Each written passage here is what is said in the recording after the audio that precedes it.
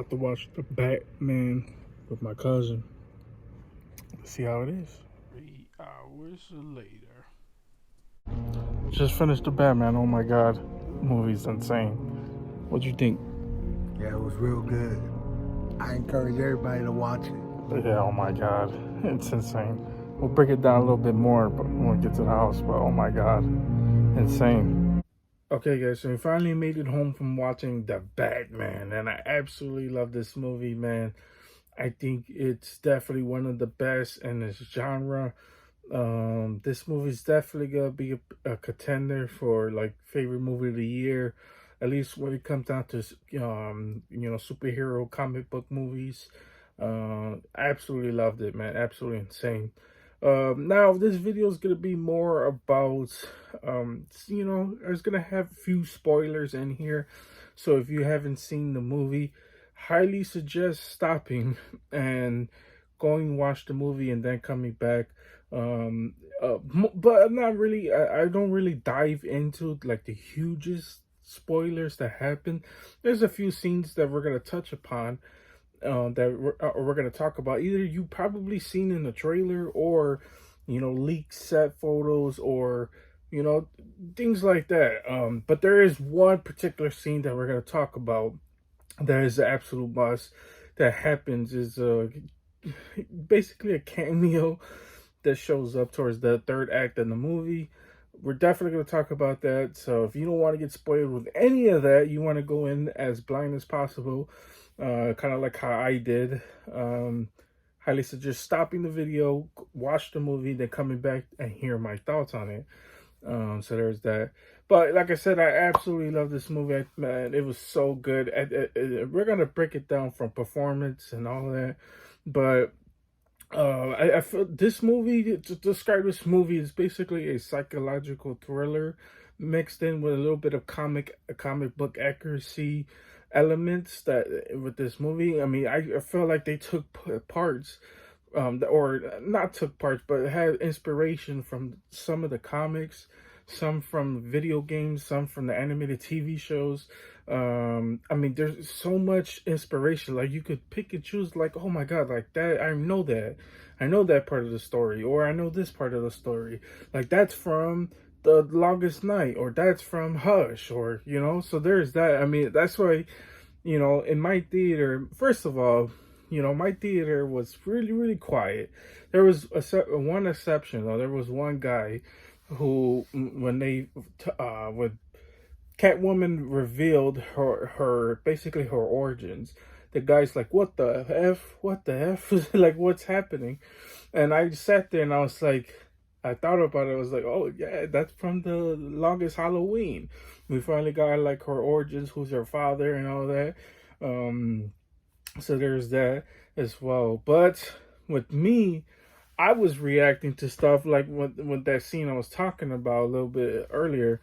When that scene happened, I looked around. I was like, "What?" I literally said that really loud. I was like, "What?" I couldn't hold my emotions back because I was like, "Wait, hold up, that's this character," which I'm not gonna spoil it right now, but we're gonna get deep into it. And nobody reacted to it, and I was the only one. I looked at my cousin. I was like, he didn't. Well, obviously, he's not the hugest comic book fan, superhero fan, so he didn't know who that was, so he didn't have a reaction to it. But I looked at him, I was like, "Oh my god, that's insane!" So there's that. So we're gonna definitely dive into that as well. Now let's dive into performance and the acting in the movie. Robert Pattinson. Let's start with Robert Pattinson. He absolutely killed this role as the Batman. He absolutely nailed it. Uh, I think he when it comes down to his peers, of course, Christian Bale, Michael Keaton, West Batman. There's Kilmer. Absolutely, I do feel as the Batman. I think he absolutely nails it. I think he delivers more than all of them. But you can't really compare this type of movie to them because, like I said earlier, this is really a psychological thriller. He's really so unique and different from what we got from those previous Batmans. This movie's insane. Matt Reeves absolutely nailed it as well. Um, as far as his Bruce Wayne, I liked it. His Bruce Wayne. I didn't think we had enough of his Bruce Wayne, but you can tell from this movie that this Batman is absolutely freaking broken. I mean, he has from year one of him being the Batman. Obviously, we don't, because this is year two Batman, so we don't know what happened. Well, we all know the story of Batman, but the movie doesn't mention exactly how he reacts to everything, but we're assuming just by his whole demeanor, his reactions with Alfred, his reactions with people. I mean, he doesn't smile not once during. I think there was only like one scene where he smiled. It's absolutely crazy. But man, I like I said, this movie is top tier. So his Batman was absolutely amazing. I didn't really like his Bruce Wayne as much, but to me still, uh I do love his. I think he's up there with Affleck when it comes down to performance as well. Is he better than Affleck? I don't know. It's a tough one, but like I said, different movies, whatever. You would have to put Pattinson in his own category. Kind of like with the Joker, with Joaquin Phoenix, is like people would compare him to Heath Ledger, but I was like, man, those are different types of movies. You can't gotta put them in their own category. So there was that as well. Paul Dano was the absolute bright, shining light in this movie, or should I say, dark shadow in this movie as well. Because oh my god, Paul Dano as the Riddler was at first when they first announced this movie and then when they first showed off footage, I was like, I don't know about Riddler being the main villain. I mean, I love Riddler, but a main villain? I don't know. Boy, was I wrong. Oh my god, what an absolute thrill he put us through, man. I love it because it's not your typical Riddler, like I said in previous videos when I talked about the Batman, about like he's like the Jim Carrey, walking around laughing and smiling, hipping and skipping or whatever. This Riddler was just a psychopath, and I absolutely loved it. He was breaking down. Now, I was reading some things about people saying like his riddles was kind of too easy, and I was like, no, you guys just. I don't think you guys understood what Riddler was trying to do. His whole motive during the whole movie. He was absolutely putting Batman through the ringer. Batman was trying to figure out everything, and this is why I love this movie, right? Because even this is only year two. Even though Batman is known as being the world's greatest detective, I feel like he was still figuring things out, right? He's not I don't think he's at that level where he's the world's greatest detective, but he was still figure out things enough. And Riddler just playing mind games with him. And oh my god, it was absolutely insane. And Riddler's like sitting there like, I'm still smarter than you, and I'm gonna outsmart every single one of you guys, but I'll leave you clues to figure things out. But I'm still smarter than you guys. It was absolutely great, man. Great performances, great writing as well, too, man. Zoe Kravitz as Catwoman was absolutely freaking amazing. She absolutely nailed it as well. I just love she's like slick walking through the scene. She just nails the essence of Catwoman. Absolutely loved her performance as well. Colin Farrell as the Penguin. I just need more of him. I when I first looked at him, I was like, I don't know about his Penguin. Boy, was I wrong. Boy, was I wrong. I definitely need more of him. I cannot wait for that TV show that announces. It's kind of like the Suicide Squad, the newer movie. I needed more from Bloodsport, needed more from Peacemaker, and they give us more of that. So well, at least Peacemaker. I need the spin-off show to happen as fast as possible as well. Jeffrey Wright as Jim Gordon. I still love the dynamic between Christian Bale and Gary Oldman. Jim Gordon in the Dark Knight, but these guys were like good. It's funny, right? Well, I'm not gonna say the exact phrase or whatever, but they were like good cop, bad cop. Even though Batman was really, it was like good cop, basically. What one of the kind of breaks the bends the rules. And the people saying this movie was really dark, which it was. This movie was really dark. It's not your typical Batman type of movie. There was still some parts that I crackled at, and I think I was the only one in the theater that laughed at some of these jokes that was landing. There was a particular scene, which I could tell about. I think this was in the trailer as well. But there's a scene where Batman is talking to a whole bunch of cops in a prison cell, or whatever, and Jim Gordon was getting pushed by the commissioner, to surrender this Batman up, because he's the reason why this hostage gets killed or whatever. And Jim Gordon's over there talking close to him, and Batman's telling him like, "Hey, I think you got a rat," in the GCPD, and but Jim pretended like he was gonna try to take down the bat and try to get him out of that situation. He gives him the key so he can escape. And that's in the trailer as well, where Batman goes shooting up from the thing while the cops are shooting at him as well. But Batman punches, because he's like, "Punch me, make it look like you took the key in force." So he punches him, and then he runs up to the roof. He escapes or whatever. Eventually, when he sees Jim Gordon again, he's like, "Hey man, you could have pulled that punch." And Batman's like, "I did."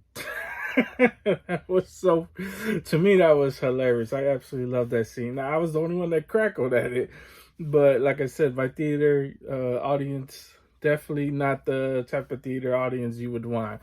They didn't react as much as well. But like I said, their dynamic, I take that back. I kind of liked it, their dynamic together.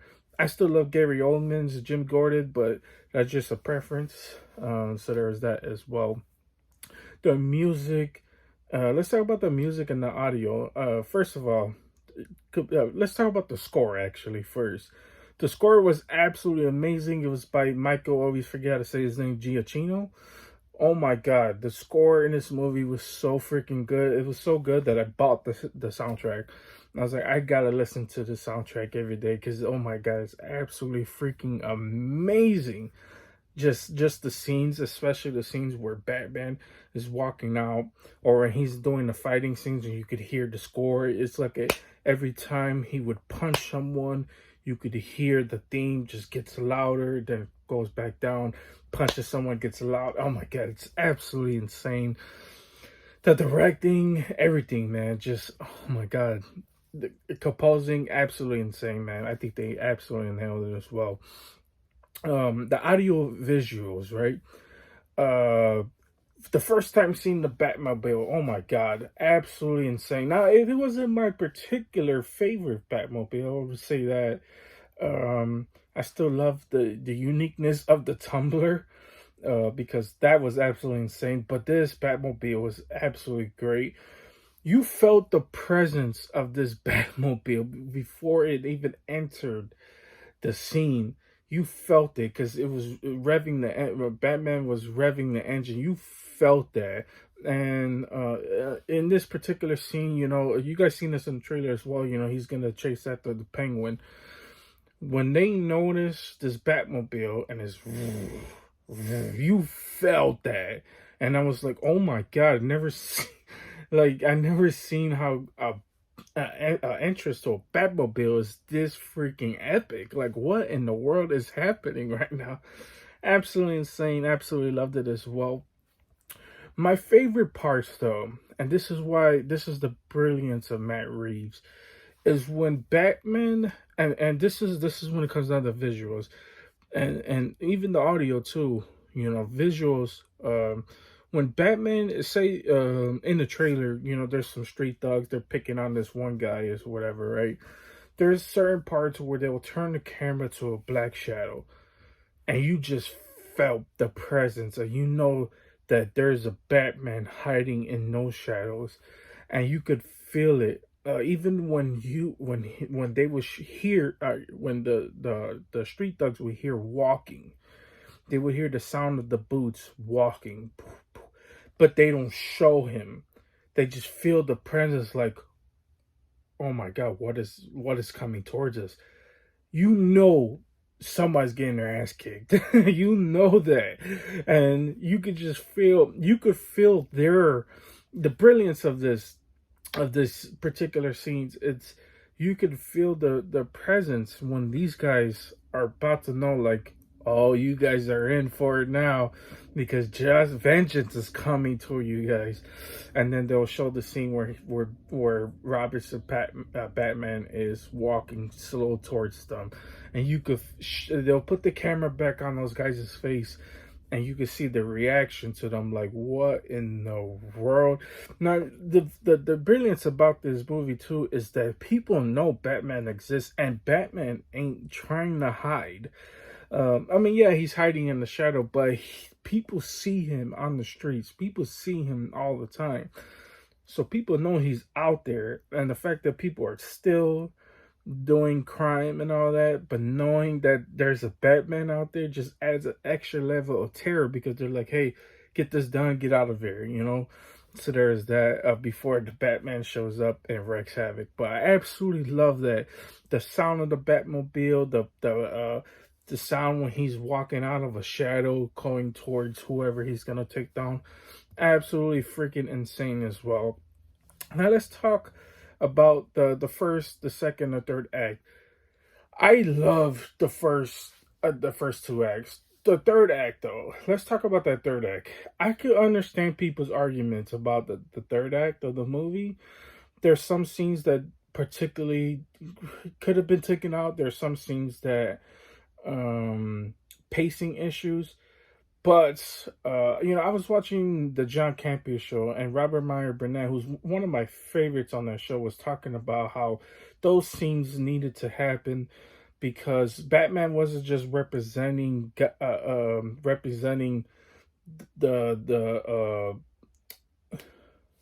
the Narrows. He wasn't just representing the Narrows. He was representing Gotham, and I 100% agree with that. You guys should go watch that video, because Robert Meyer Burnett said it perfectly, and I 100% agreed with him. I was like, that we needed that to happen in this movie, because Batman wasn't just representing the Narrows or just one particular. He was representing the whole Gotham. So with people, complaining, this movie is a masterpiece. I absolutely love it. There's pacing issues. You could definitely see pacing issues for sure, and I definitely understand people's arguments for certain parts could have been taken out. But I disagree. I loved the first three acts. I loved it. I loved well, not the first three acts, but I loved every act in this movie. It's absolutely insane as well. Riddler's and Batman's face-off was absolutely amazing, because the Riddler won. Even though he didn't win his eyes, he won. He broke the bat, really. I mean, Batman was already broken, right? But he got to the bat. He destroyed the water system, so the whole city is flooded. The whole city is going down. I absolutely love that, because that reminds me from the video games with the old Gotham, and then they rebuild into the new Gotham. Absolutely love that part as well. But he got what he wanted, right? And he wanted Batman to react to him. Loved it too, because Batman didn't give him what he wanted, and that absolutely broke him. Interesting part was when I always forget the guy when they eventually capture Riddler, and he finally gives himself up after wrecking absolute havoc. And I'm not even gonna talk about what he did. And I'm gonna let you guys watch the movie, and you guys see it for yourself what he absolutely did as well. But there's this particular prison scene where he's talking to an inmate who has a cell right next to him, is talking to him in Blackgate. I looked at it, I was like, oh my god.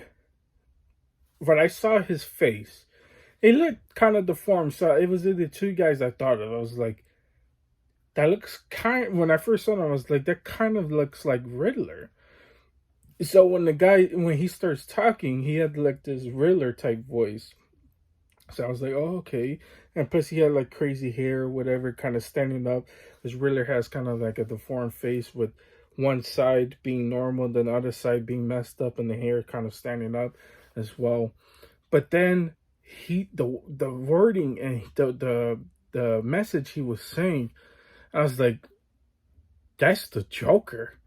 That's my first instant thought. I was like, oh my god, that's the Joker.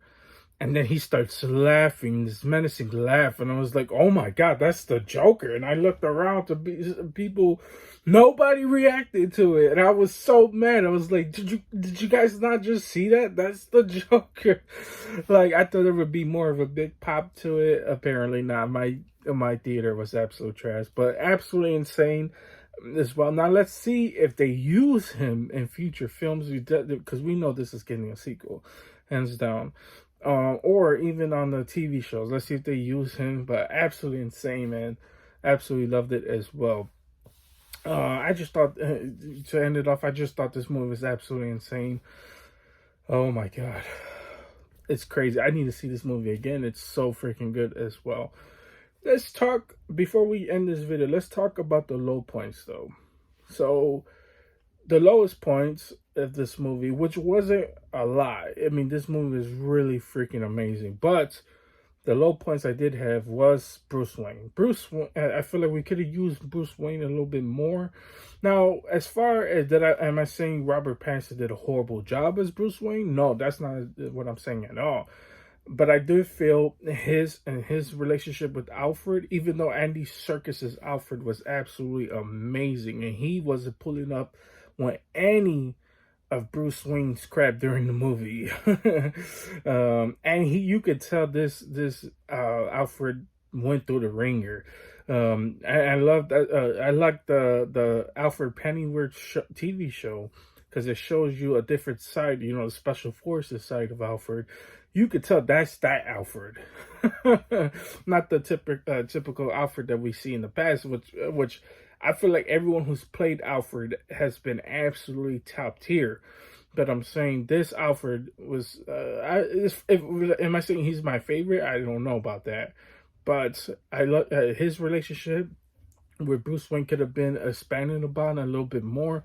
But I definitely understand, because Batman was in the suit most of this movie. He was in the suit for most of this movie that was going on. So I definitely understand it as well.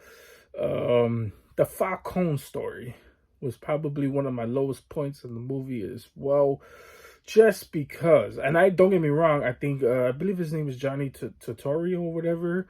I'm sorry if I mispronouncing his name, but I liked his performance, don't get me wrong. I just feel like we could have got more from the Falcone storyline, and he could have been like a major boss in this movie too as well, because he wreaks havoc between the politicians and the GCPD as well. But we didn't get that as much. But not saying it was horrible. He nailed Falcone. I think he did a good job as Falcone. Now, he would have been my first pick as Falcone? Probably not. But I feel like it wasn't strong enough for me to be like, yeah, that was a badass Falcone. Like, I absolutely love that as well. I love Gotham's Falcone as well, and of course I love the animated series Falcone as well, or TV shows and movies. I love those type of Falcons, but this one absolutely nailed it as well. And then his relationship with Zoe Kravitz's Catwoman was absolutely top tier as well, because you actually felt like they had a relationship as well, even though they didn't have too much scenes together, and that's what I'm trying to make as well. But overall, it was an absolutely amazing movie. I absolutely loved it as well. This movie was definitely top tier, definitely going to be one of my favorites coming out of this year as well. And there's still so much to come out this year. We still got Black Adam, we got Morbius actually on the way as well. We got, of course, Doctor Strange. We got Black Adam, as I said. We got The Flash. I mean, there's just so much goodness happening this year. Moon Knight TV show. And we're going to break it all down. We're here to talk about all of it. So anyways, guys, that's pretty much it. That's all I got for you guys today. Hope you guys enjoyed this. Let me know what you guys think. If you guys watched the movie, let me know what you guys think of the movie. Did you guys love it? Did you guys hate it? Were you guys disappointed? Or did you guys not watch it at all? I'd love to hear you guys' thoughts. But anyways, guys, you guys have a wonderful, amazing day. And see you guys later.